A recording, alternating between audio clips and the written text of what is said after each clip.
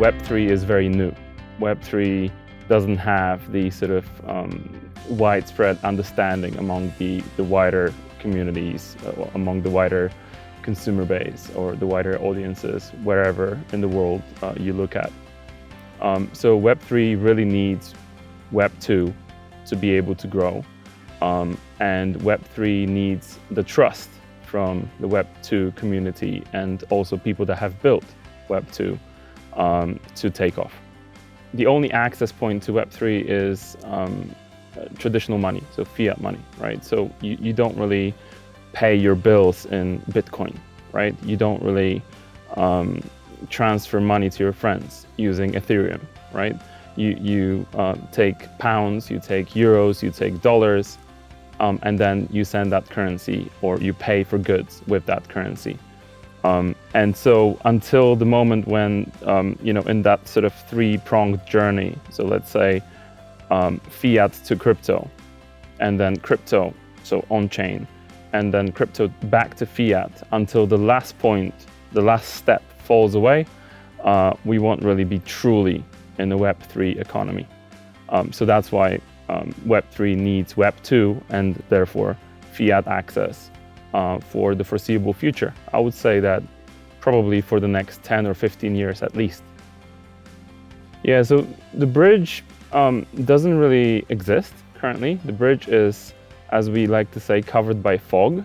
So like an analogy that I can give is, let's say you have a military bridge, right? And you have one side of the bridge, which is one army, and the other side of the bridge is occupied by another army. And they're, for whatever reason, they cannot take that step forward to advance over the bridge. But that dialogue or that sort of situation is broken by definition because it assumes a confrontation, right? So that is where I would say there's no bridge, because none of those sides can actually cross to the other side, right? From a bank's perspective, they don't really know what they're dealing with. They have no idea, no clue about crypto. They don't know where to look. They don't know what questions to ask. Compliance teams at banks, when they look into onboarding crypto platforms, don't even know what they should put in their forms. What kind of data to collect, right? None of that is fine-tuned or created as fit for purpose for crypto platforms. So if there's no information, there can be no trust, right? And basically, that lack of trust is also lack of any kind of data. So when you're doing a crypto-related transactions, as the banks would call it, let's say you're buying Bitcoin, right? You're transferring money from your HSBC account to someone like Coinbase or a Bitpanda. And then the bank that is handling that transaction on Coinbase's or Bitpanda's side has no information about you. They don't know who you are. They don't know your name. Well, okay, they sometimes get your name through the payment system, but they don't know your address. They don't have your KYC information, your date of birth, your other personal information like phone number or email address. They don't have anything. They don't know who you are. They, most importantly, also don't know what you want to do with your money and also where that money came from, right? So how can they trust you? And that creates this issue where a bank cannot really, fine-tune or tweak their processes on the compliance side to be able to accept crypto-related transactions, because they have no information. They don't know where to start. In a bank, and having worked in one a couple of years ago, or many years ago, Raiffeisen Bank, I know how the banks think.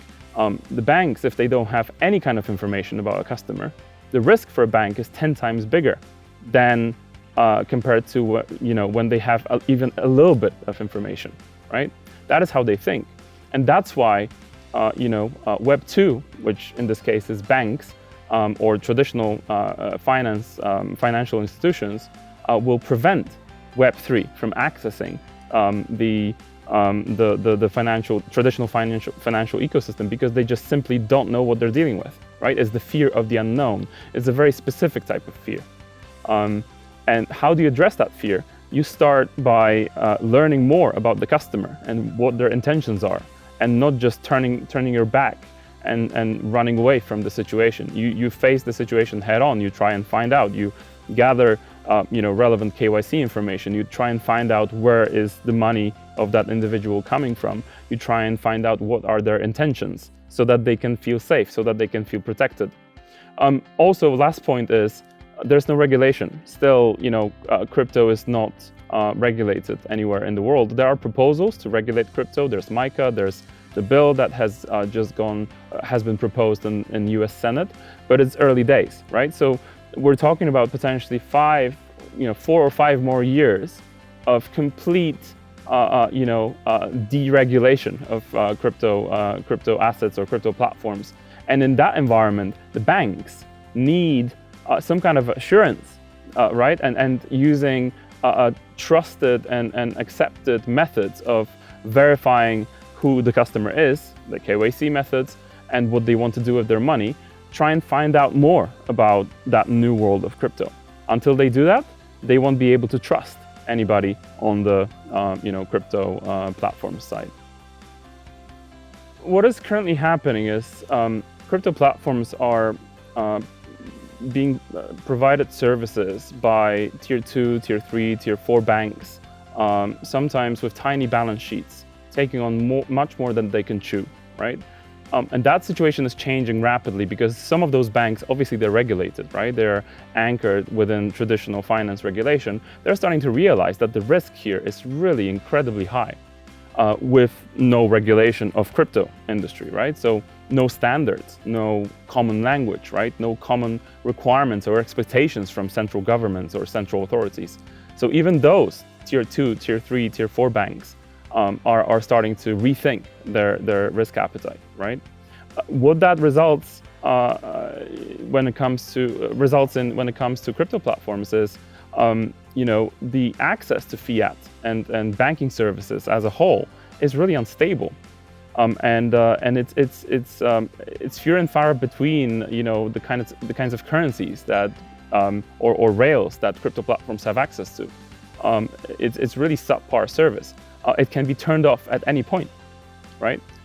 It can be removed. There's stories of crypto platforms being debanked, as they say, or off-boarded by a bank overnight, and millions of customers losing access to their fiat wallets at that crypto platform, unable to top up, unable to participate in a trading opportunity, right? Because that market is very dynamic.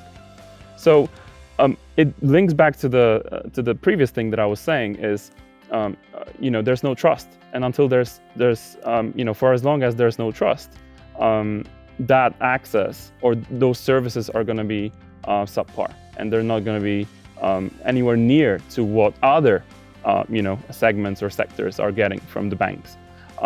Because again, the banks don't know what they're dealing with. They have a fear of the unknown. They have no information about the individual customer, who they are, where is their money coming from, what do they want to do with their money. So of course, the big banks are going to just pass. They're going to leave the sector to the smaller banks or smaller financial organizations, who also cannot take all of that risk, right, by themselves. They need to be able to spread that risk. And so what they tend to do is they sign a crypto platform for maybe 6 or 12 months, and then they offboard them, they move on to the next one. That's how they mitigate their risk. And that results, again, back to the crypto platforms in a very subpar service offered by an industry that has really standardized and well trialed and tested, templated even services. Web 2.5, simply put, is where we are. We are not, for sure, anywhere near Web 3, right? The vision is bold. The vision is incredible, right? Like, from my perspective, I'm a huge fan of that vision that, was essentially the collective product of many brains of really, really smart people.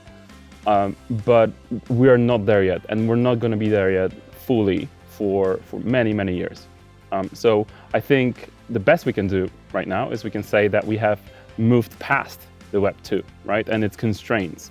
The fact that companies were owning, we're sitting on hordes of, data and customer information, and we're controlling, so many aspects related to your lives. That's still the case, but now we're moving to this sort of new brave world of, financial freedom, economic freedom as well. So I would say Web 2.5 is where we are. It's a snapshot of the industry, of the intersection of, the brave new world of cryptocurrency, NFTs, decentralization, and the old, trying to adapt those processes. They're trying to adapt the way they're structured, the way they're governed, the way they operate, to something that is conducive for the new generation that is inevitably entering the market or entering their sort of so-called maturity years, right? So I would say Web 2.5 is an answer to, it's filling a gap in between Web 3 and Web 2.